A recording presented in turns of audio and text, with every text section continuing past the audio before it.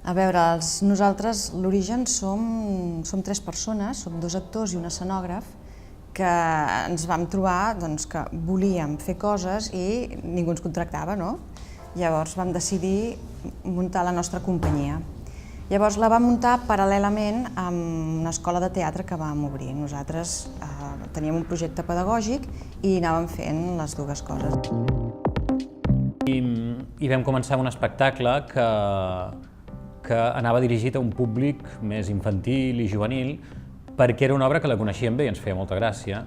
L'havíem muntat molt amb alumnes nostres, amb canalla l'havíem muntat i vam dir, ostres, aquesta obra fa anys que no es fa i estaria molt bé poder-la tornar a fer, no?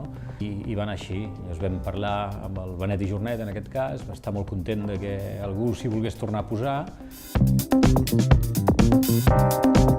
La cultura és tot allò, ja sigui visual, plàstic, sonor, totes les branques, no?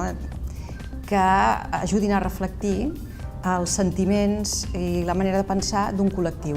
És allò que ens envolta, que a vegades és imperceptible, però que ens ajuda a viure millor d'una manera anímica, a ser més feliços. Jo penso que és això la cultura.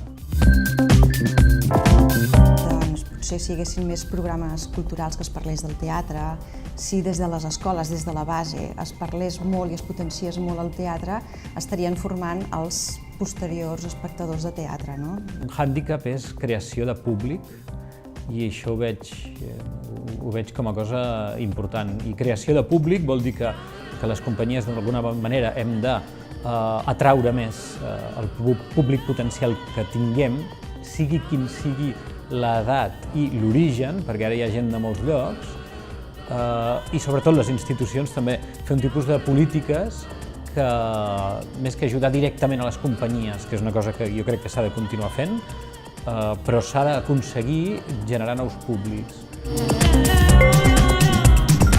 A veure, de moment estem fent bolos de les produccions que tenim en marxa, que actualment en tenim 3, no?